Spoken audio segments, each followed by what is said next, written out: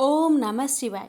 आज सुने पूरे सावन मास में सुनी जाने वाली सभी मनोकामना को पूर्ण करने वाली 5 महापुण्य फल देने वाली कथा।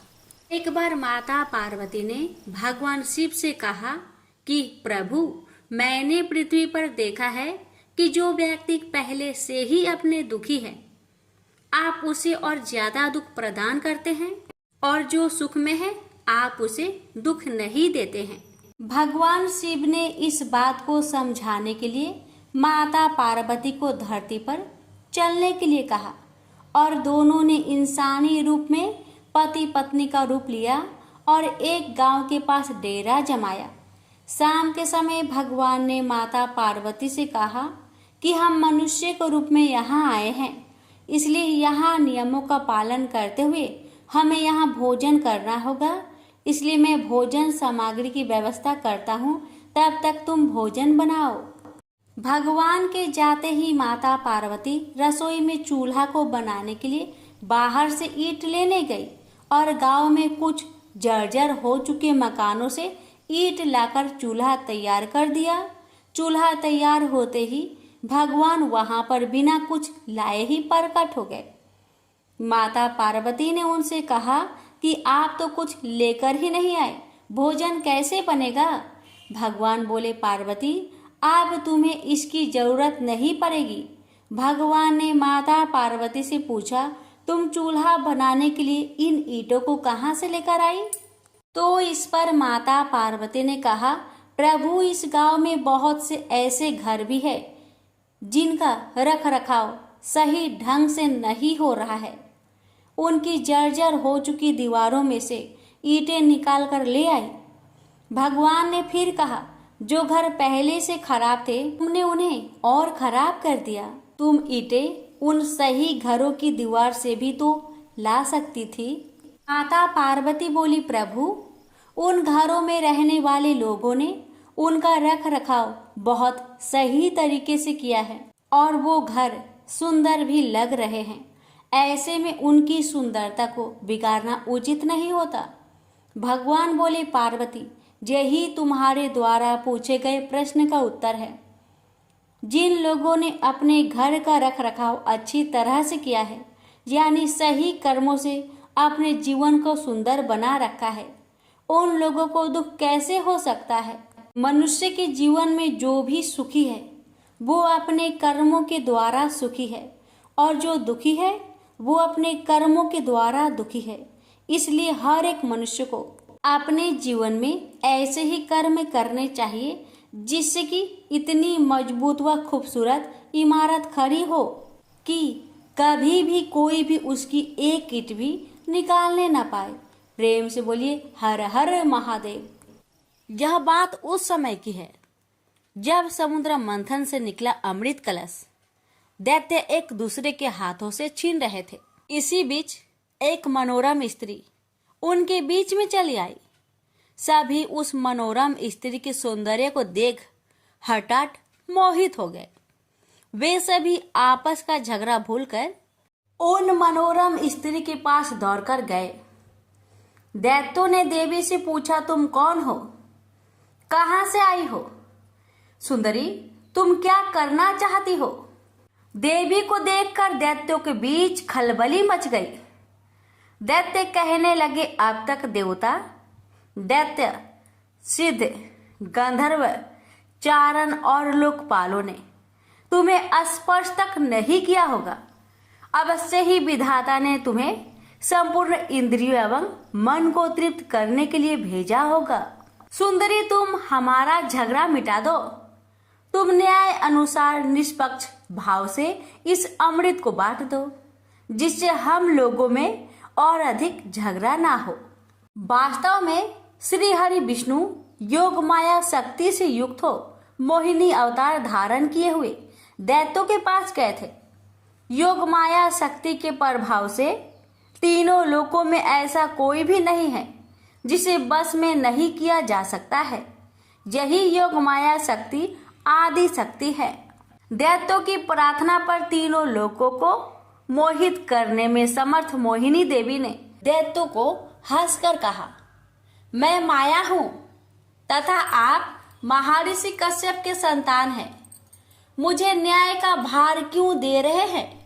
बुद्धिमान पुरुष को स्वेच्छाचारी स्त्रियों पर कभी विश्वास नहीं करना चाहिए।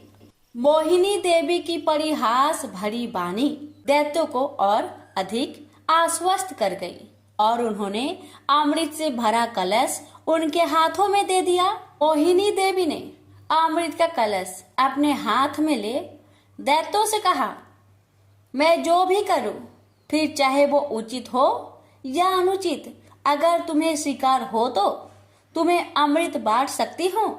उनकी मोहयुक्त मीठी बात सुनकर सभी दैत्य देवी मोहिनी की प्रस्ताव पर सहमत हो गए। मोहिनी देवी ने अगले दिन अमृत पान करने की सलाह दी। मोहिनी देवी के आदेश अनुसार अगले दिन समस्त दैत्य स्नान कर अमृत पान करने हेतु पंक्ति में बैठे। देवता भी वहां आकर बैठ गए।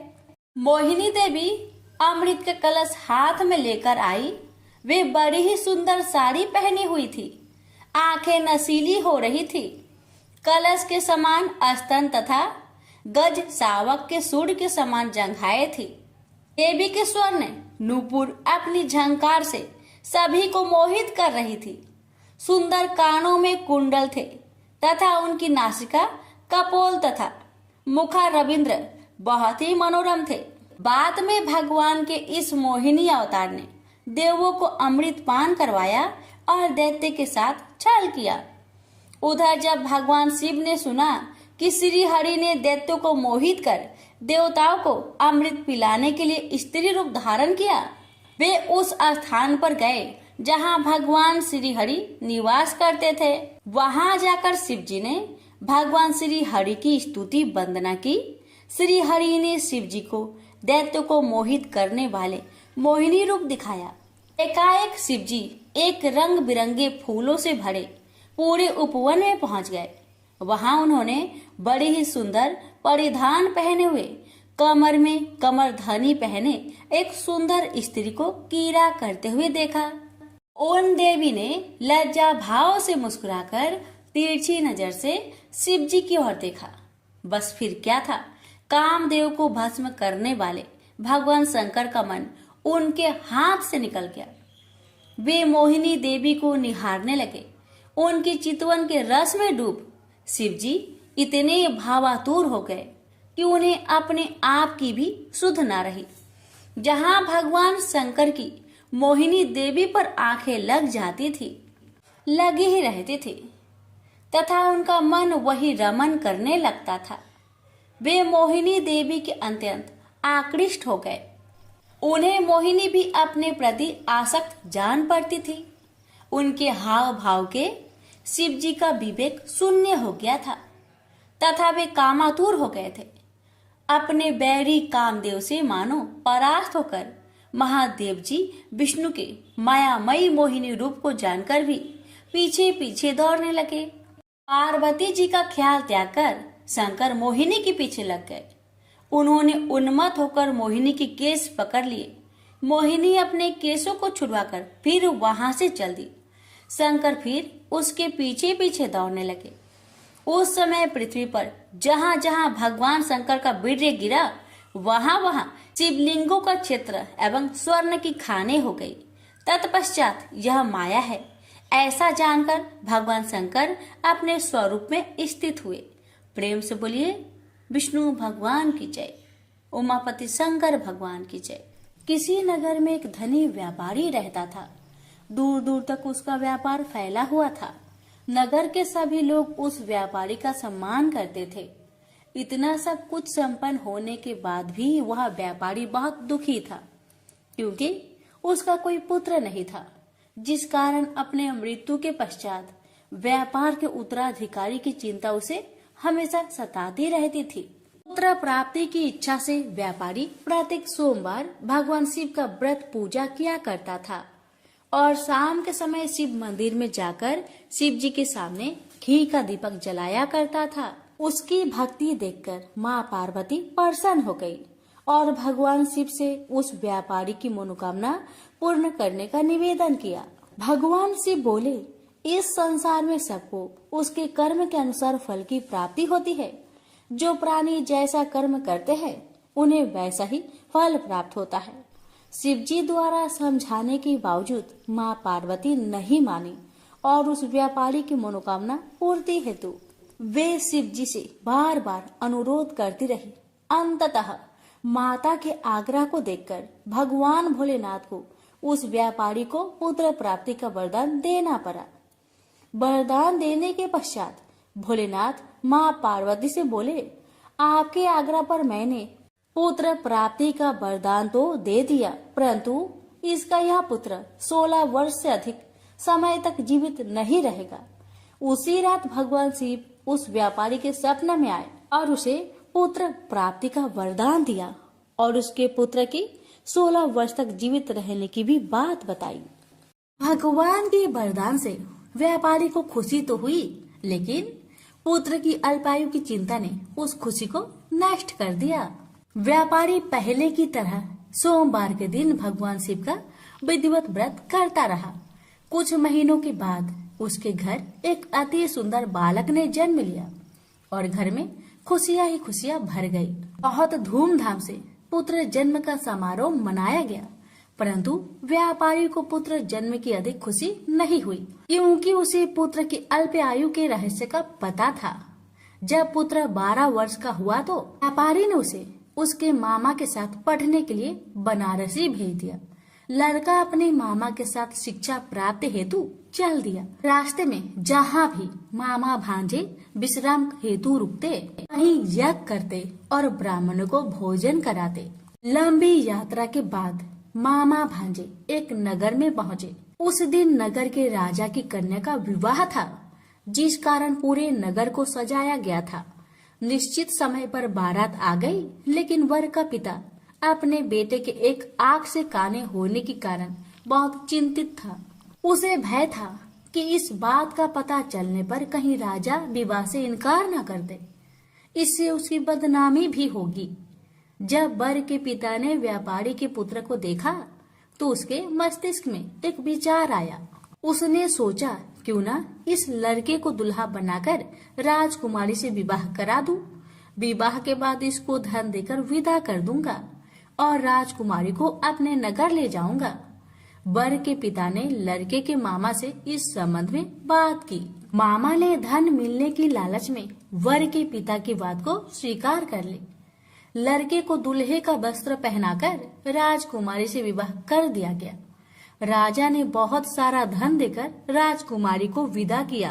शादी के बाद लड़का जब राजकुमारी के साथ लौट रहा था तो वह सच नहीं छिपा सका और उसने राजकुमारी के ओढ़ने पर लिख दिया, राजकुमारी, तुम्हारा विवाह मेरे साथ हुआ था। मैं तो बनारसी पढ़ने के लिए जा रहा हूँ और अब तुम्हें जिस नवयुवक की पत्नी बनना पड़ेगा वह कान्हा है। जब राजकुमारी ने अपनी ओढ़नी पर लिखा हुआ पढ़ा तो उसने कान्हे लड़के के साथ जाने से इनकार कर दिया। राजा को जब ये सब बातें पता लगी तो उसने राजकुमारी को महल में ही रख लिया। उधर लड़का अपने मामा के साथ बनारसी पहुंच गया और गुरुकुल में पढ़ना शुरू कर दिया। जब उसकी आयु 16 वर्ष की हुई तो उसने यज्ञ किया। यज्ञ की समाप्ति पर ब्राह्मणों को भोजन करवाया और खूब अन्य वस्त्र दान किए। रात को वह अपने शयन कक्ष में सो गया। शिव के वरदान के अनुसार शयन अवस्था में ही उसके प्राण पेखरू उड़ गए। सूर्योदय पर मामा मृत भांजे को देखकर रोने पिटने लगा। आसपास के लोग भी एकत्र होकर दुख प्रकट करने लगे। लड़के के मामा के रोने विलाप करने के स्वर समीप से गुजरते हुए भगवान शिव और माता पार्वती ने भी सुने। माता पार्वती ने भगवान से कहा, प्राणनाथ, मुझे इसके रोने का स्वर सहन नहीं हो रहे। आप इस व्यक्ति के कष्ट को अवश्य दूर करें। भगवान शिव ने माता पार्वती के साथ अदृश्य रूप में समीप जाकर देखा तो भोलेनाथ माता पार्वती से बोले, यह तो उसी व्यापारी का पुत्र है जिसे मैंने 16 वर्ष की आयु का वरदान दिया था। इसकी आयु पूरी हो गई है। माँ पार्वती ने फिर भगवान शिव से निवेदन कर उस बालक को जीवन देने का आग्रह किया। माता पार्वती के आग्रह पर भगवान शिव ने उस लड़के को जीवित होने का वरदान दिया और कुछ ही पल में वह जीवित होकर उठ बैठा। शिक्षा समाप्त करके लड़का मामा के साथ अपने नगर की ओर चल दिया। दोनों चलते हुए उसी नगर में पहुंचे जहां उसका विवाह हुआ था। उस नगर में भी यज्ञ का आयोजन किया। समीप से गुजरते हुए नगर के राजा ने यज्ञ का आयोजन देखा और उसने तुरंत ही लड़के और उसके मामा को पहचान लिया। यज्ञ के समाप्त होने पर राजा मामा और लड़के को महल में ले गया और कुछ दिन उन्हें महल में रखकर बहुत सा धन वस्त्र आदि देकर राजकुमारी के साथ विदा कर दिया। इधर भूखे प्यासे रहकर व्यापारी और उसकी पत्नी बेटे की प्रतीक्षा कर रहे थे। उन्होंने प्रतिज्ञा कर रखी थी कि यदि उन्हें अपने बेटे की मृत्यु का समाचार मिला तो दोनों अपने प्राण त्याग देंगे। परंतु जैसे ही उसने बेटे के जीवित वापस लौटने का समाचार सुना तो वह बहुत परेशान हुआ। वह अपनी पत्नी और मित्रों के साथ नगर के द्वार पर पहुंचा। अपने बेटे के विवाह का समाचार सुनकर पुत्र वधू राजकुमारी को देखकर उसकी खुशी का ठिकाना न रहा। उसी रात भगवान शिव ने व्यापारी को सपने में आकर कहा, हे श्रेष्ठी, मैंने तेरे सोमवार व्रत करने और व्रत कथा सुनने से परेशान होकर तेरे पुत्र को लंबी आयु प्रदान की है। पुत्र की लंबी आयु जानकर व्यापारी बहुत प्रसन्न हुआ। शिव भक्त होने तथा सोमवार का व्रत करने से व्यापारी की सभी मनोकामनाएं पूर्ण हुई। इसी प्रकार जो भक्त सोमवार का विधिवत व्रत करते हैं और व्रत कथा सुनते हैं उनकी सभी इच्छाएं पूरी होती है। हमसे बोलिए उमापति शंकर भगवान की जय। प्राचीन समय में काशी के समीप एक नगरी थी जो जंगलों से घिरी हुई थी। इसी नगरी में नंदी नाम के एक धनिक वैश्य रहते थे। वे धर्म कर्म में विश्वास करते थे और श्रद्धा भक्ति भाव से भगवान का चिंतन करते थे। उनका नियम था कि वे जंगल के मंदिर में प्रतिदिन पूजा करने जाते थे, दान करते, गरीबों की सहायता करते। एक दिन की बात है, एक दिन शिकारी उस मंदिर के समीप से गुजर रहा था। दोपहर की धूप तन जला रही थी। मंदिर के प्रांगण में छायादार वृक्ष और स्वच्छ सरोवर देखकर वह वहीं ठहर गया। तभी उसकी दृष्टि भगवान की मूर्ति पर पड़ी तो एकटक वह उस दिव्य स्वरूप में खो गया। जाने कहाँ से उसके अंतर्मन में प्रेरणा हुई कि वह भगवान की पूजा करे। वह उठा और वहीं एक बेलपत्र पड़ा था, उठा लिया और अंदर पहुंचा। बेलपत्र को वहीं रखकर वह सरोवर में से अंजलि भर पानी लाया। पानी से स्नान कराकर उसने बेलपत्र चढ़ा दिया। फिर अपनी बुद्धि के अनुसार अपनी हथेली दांतों से काटकर रक्त चढ़ा दिया। पूजा से निवृत्त होकर वह पेड़ के नीचे लेटा तो उसे भूख प्यास नहीं लग रही थी, जबकि वह सुबह का भूखा था। इसे भगवान का ही चमत्कार समझकर उसने रोज वहां आकर पूजा करने का निश्चय किया। दूसरे दिन प्रातःकाल नंदी वैश्य पूजा करने आए।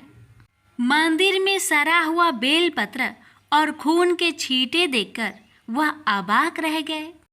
यह अमंगल कार्य किसने किया? ऐसा भ्रष्ट विघ्न पहले तो कभी नहीं हुआ। अवश्य मेरी पूजा में कोई त्रुटि रह गई है। ऐसा सोचकर उन्होंने मंदिर को धो पोंछकर स्वच्छ किया और अपनी पूजा की। तत्पश्चात घर लौटकर अपने पुरोहित को यह सब बताया। अवश्य कोई दुष्ट जंगली होगा।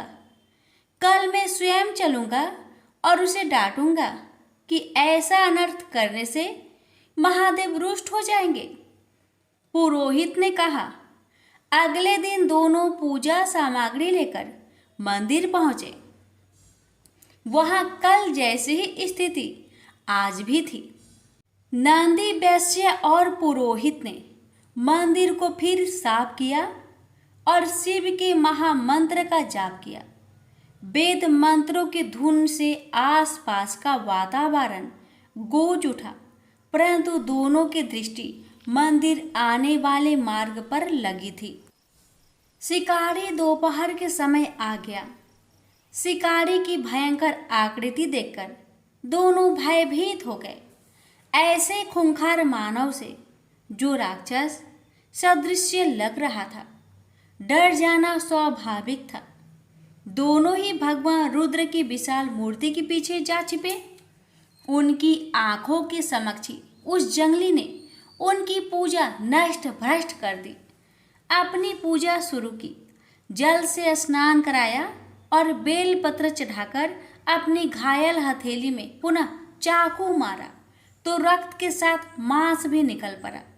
दोनों चीजें पूर्ण भाव से प्रभु को अर्पित कर दी, फिर साष्टांग दंडवत करके चला गया। महाराज, ये तो कोई राक्षस है। नंदी वैश्य बोले, इसे तो किसी ज्ञान, प्रलोभन या भय से नहीं रोका जा सकता। ऐसी चेष्टा भी करते हैं तो यह निर्दयी जीवित न छोड़ेगा। सत्य कह रहे हैं आप। यह मूर्ख है तो क्या करे? भगवान को यूं ही अपवित्र होने के लिए छोड़ दे? नहीं, इस समस्या का एक ही उपचार है। मूर्ति को यहाँ से ले चलो और अपने घर में स्थापित करो। दोनों ने यही निर्णय किया और घर लौट आए। नंदी वैश्य ने आधा दर्जन मजदूर लिए और बैलगाड़ी में बैठकर मंदिर जा पहुंचा। एक दुष्ट जंगली मंदिर को अपवित्र करता है, समझाने पर भी नहीं मानता, इसलिए मूर्ति को घर ले चलो। नंदी ने अपने मजदूरों से कहा। तत्काल मूर्ति को उखाड़ लिया गया और बैलगाड़ी में लादकर नगर में लाया गया। नंदी वैश्य ने पूर्ण विधि विधान से मूर्ति को वैद्य मंत्रोपचार के साथ अपने घर में स्थापित किया। रात भर मूर्ति के समक्ष भजन कीर्तन होता रहा।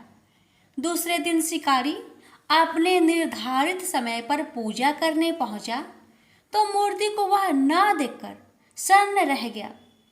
ए भगवान, कहाँ गए? लगता है कि कहीं छुप गए। शिकारी ने मंदिर का कोना कोना छान मारा, भगवान वहां कहीं भी न थे। वह वहीं बैठकर जोर जोर से रोने लगा। हे शंभो! वह भाव विह्वल होकर रोने लगा। मुझे क्यों त्याग दिया भगवान? मुझसे क्या भूल हो गई जो आप इस तरह मुझे छोड़कर चले गए? मैंने तो कोई अपराध नहीं किया। यदि भूलवश कोई अपराध हो भी गया है तो मुझे क्षमा कर दो प्रभु। मैं आपकी पूजा के लिए व्याकुल हूँ भगवान। वहाँ होते तब तो उत्तर देते। शिकारी ने उस मूर्ति स्थल को ही भगवान की संज्ञा दी और अपनी पूजा प्रारंभ कर दी। हे जगन्नाथ, बिना आराध्य के कैसी पूजा? परंतु मैं विवश हूँ, मेरा आवेग नहीं रुकता। मेरी यह पूजा स्वीकार करो और तत्पश्चात मैं अपने प्राण त्याग दूंगा, क्योंकि बिना स्वामी के दास कैसे जीवित रह सकता है। उसने बेल पत्र और जल चढ़ाकर अपने हाथ से मांस काटकर रक्त सहित उसी स्थान पर समर्पित कर दिया जहाँ पहले मूर्ति थी। फिर सरोवर में स्नान करके अखंड ध्यान में बैठ गया। उसके हृदय में कोई कामना नहीं रही थी। दिन प्रतिदिन उसका ध्यान सघन हो रहा था। उसके हृदय में ओम ओम की धुन प्रतिध्वनित हो रही थी कि रात की कठिन साधना श्वास से विरत होकर प्राण में पहुंच गई थी। कैलाशवासी महादेव अपनी समाधि में लीन थे। जब भक्त की प्राणयुक्त पुकार उनके मर्म से टकराई तो भगवान भोलेनाथ ने समाधि छोड़ दी और दिव्य दृष्टि से चहु और देखा कि रात को निष्काम भक्ति करते देखा तो दौड़े उसके समक्ष पहुँचे। वत्स, आंखें खोलो, मैं तुम्हारे समक्ष हूँ। तुम्हारे कठिन तप और भक्ति भाव से मैं अति प्रसन्न हूँ। तुम अपनी अभिलाषा व्यक्त करो। भगवान रुद्र ने प्रेम पूर्वक कहा। किरात ने आंखें खोली तो समक्ष अपने आराध्य को देखा। भगवान वह बेहाल होकर उनके चरणों से लिपट गया। अपने दर्शन देकर मुझे कृतार्थ किया। मैं सिर्फ इतनी अभिलाषा रखता हूँ कि मैं सदैव आपके ध्यान, भक्ति और सेवा में निरत रहूं। तथास्तु, आज से तुम मेरे पार्षद हुए। मैं तुम्हें अपनी सेवा में लेता हूँ। किरात प्रसन्नता से नाच उठा। उसकी यह दशा देखकर भोले भंडारी भी डमरू बजाने लगे और सुंदर नृत्य कर उठे। उनका डमरू बजा तो देवी देवताओं ने भी अन्य वाद्य यंत्रों से उस आनंद पूर्वक स्थिति का आनंद बढ़ा दिया। तीनों लोकों में ओम ओम की प्रतिध्वनि हो रही थी। शंख, मृदंग, ढोलक इत्यादि की सुरीली लय से सर्वत्र आनंद उमड़ उठा। शिव भक्तों में तो जैसे आनंद का बाढ़ आ गई। चहु और बम भोले गुंजयमान हो रहा था। नंदी वैश्य भी अपने घर में बैठे थे। जब उन्होंने सुना कि जंगल वाले मंदिर पर स्वयं देवाधिदेव डमरू बजाकर नृत्य कर रहे हैं, तो वह नंगे पांव ही दौड़ते चले गए। मंदिर पर अपार भीड़ एकत्र थी। कितना विहंगम दृश्य था। नंदी वैश्य ने किरात को भगवान शंकर के साथ नृत्य करते देखा तो उन्हें आश्चर्य के साथ किरात के प्रति अपने पूर्व विचारों पर क्षोभ हुआ कि मैं कितना अधम हूँ, जो भगवान के प्यारे भक्त को अपशब्द कहता था। मैंने ही उसे उसके आराध्य की पूजा न करने देने का निष्फल प्रयास किया। नंदी वैश्य दौड़कर किरात के चरणों से लिपट गया। हे महात्मन, मेरा अपराध क्षमा करो। मैंने ही भगवान की मूर्ति ले जाने का अपराध किया। मैं अधम हूँ, मुझे क्षमा करो। उठो मेरे प्रेरक। किरात ने नंदी को उठाया। तुम्हारी ही कृपा से तो मुझे जैसे अबुद्धि को भगवान के साक्षात दर्शन हुए। मैं तुम्हारा ऋणी हूँ। तुम महान हो भक्त, तुम्हारी भक्ति श्रेष्ठ है। अब तुम ही मेरा उद्धार कर सकते हो। मैं तुम्हारी शरण में हूँ। किरात ने उन्हें भोलेनाथ के समक्ष प्रस्तुत किया। हे महाकाल, भोलेनाथ ने कहा, यह कौन है? मैं इसे नहीं पहचानता। नाथ, यह आपके परम भक्त है। प्रतिदिन आपकी पूजा करते हैं। मुझे स्मरण नहीं। मुझे तो केवल तुम ही याद हो। तुम ही मेरी प्रेमी हो। मैं तो उनका मित्र हूँ, तो निष्काम हृदय से मेरा सुमिरन करते हैं। हे जगत पिता, मैं आपका भक्त हूँ और आप मेरे गुरु हैं, मित्र हैं। आपने मुझे स्वीकार किया, इन्हें भी स्वीकार कीजिए। भक्त की इच्छा भगवान पूर्ण ना करे।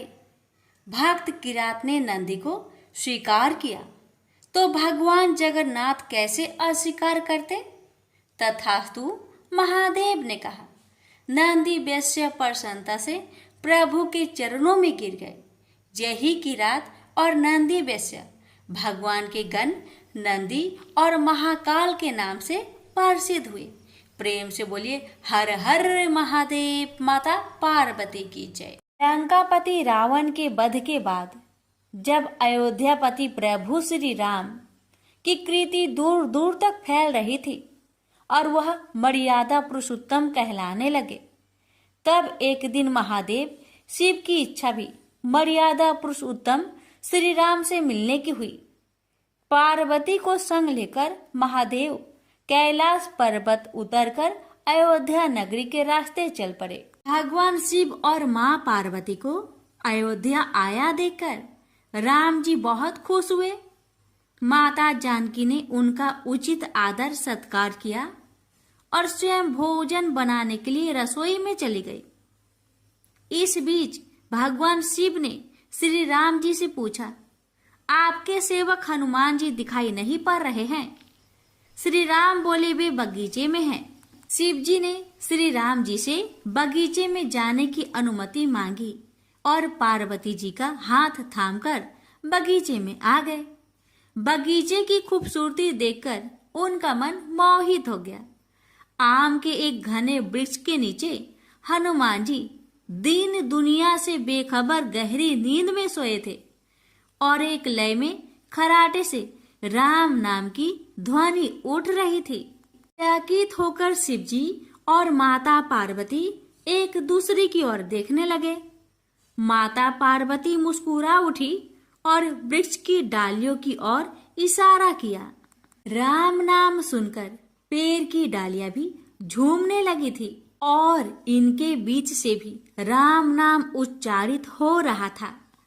शिव जी इस राम नाम की धुन में मस्त मगन होकर खुद भी राम राम कहकर नाचने लगे। माता पार्वती जी ने भी अपने पति का अनुसरण किया और अपने कोमल पैर थिरकाने लगी।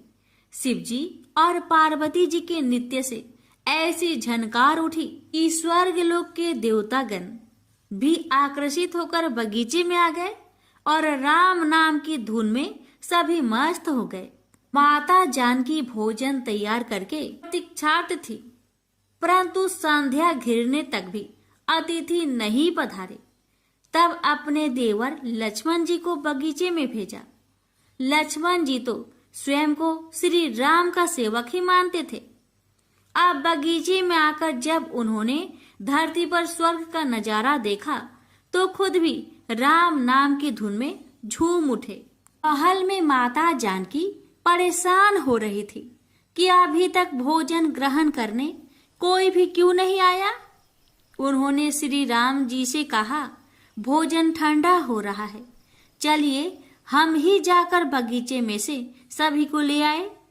जब राम जी बगीचे में गए तो वहां राम नाम की धुन मची हुई थी। हनुमान जी गहरी नींद में सोए हुए थे और उनके खराटों से अभी तक राम नाम निकल रहा था। श्री राम भाव विहल हो उठे। राम जी ने हनुमान जी को नींद से जगाया और प्रेम से उनकी तरफ निहारने लगे।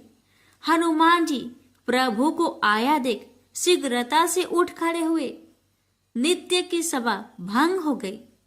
शिव जी खुले कंठ से हनुमान जी की राम भक्ति की सराहना करने लगे। हनुमान जी सकुचाए लेकिन मन ही मन खुश हो रहे थे। श्री सिया राम ने भोजन करने का आग्रह भगवान शिव जी से किया। तभी लोग महल में भोजन करने के लिए चल पड़े।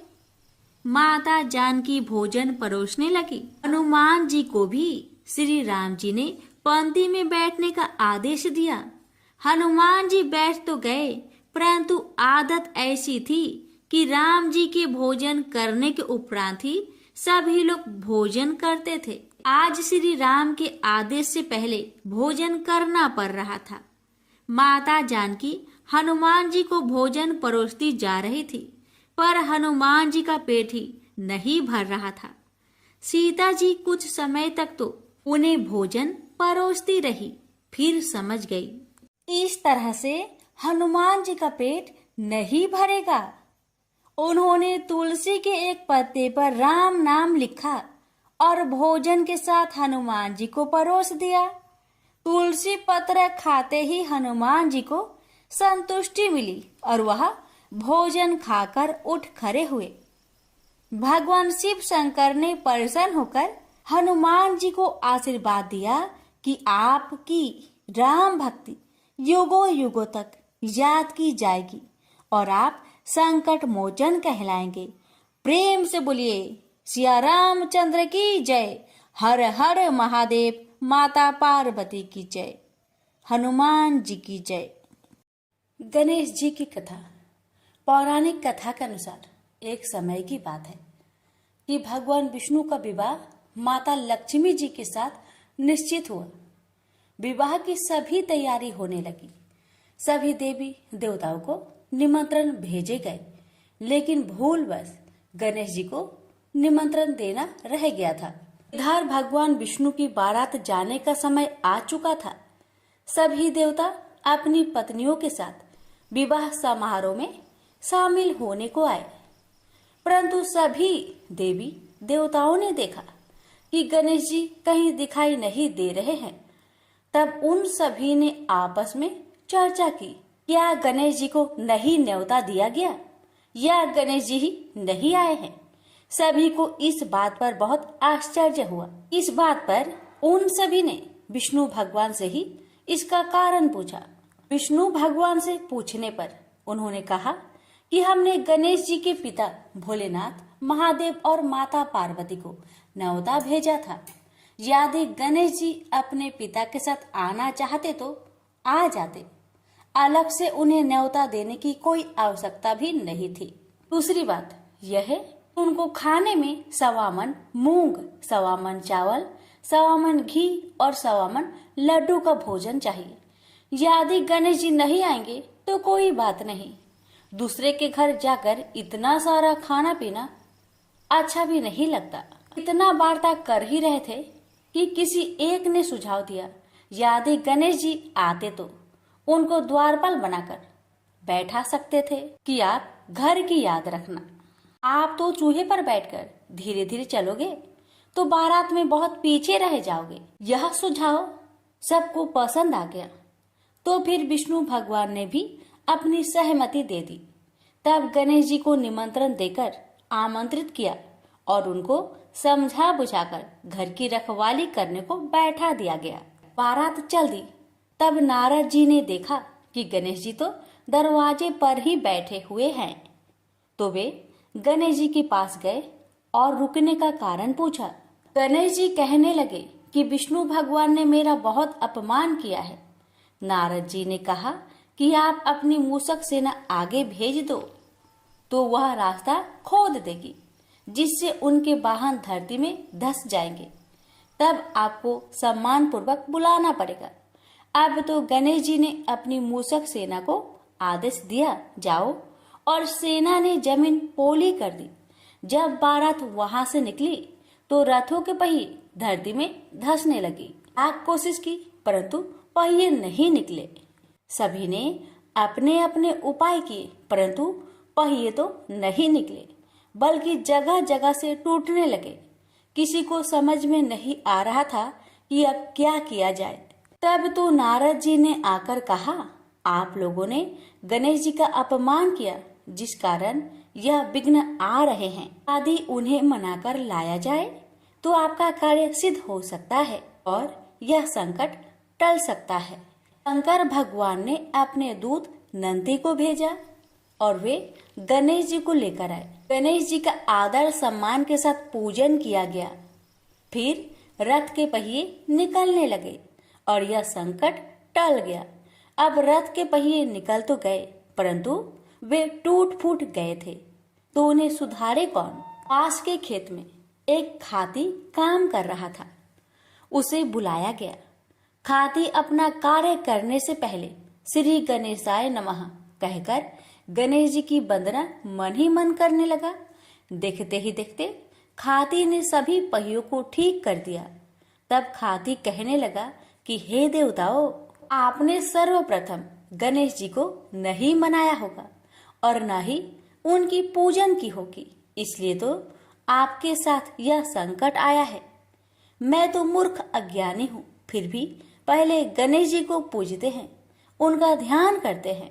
आप लोग तो देवगण हैं, फिर भी आप गणेश जी को कैसे भूल गए। अब आप लोग भगवान श्री गणेश जी की जय बोलकर जाए तो आपके सब काम बन जाएंगे और कोई संकट भी नहीं आएगा। ऐसा कहते हुए बारात वहां से चल दी और विष्णु भगवान का लक्ष्मी जी के साथ विवाह संपन्न करा के सभी सकुशल घर लौट आए। हे गणेश जी महाराज, आपने विष्णु को जैसा कार्य सरियो ऐसा कार्य सबको सिद्ध करिजो। बोलिए गजानन भगवान की जय।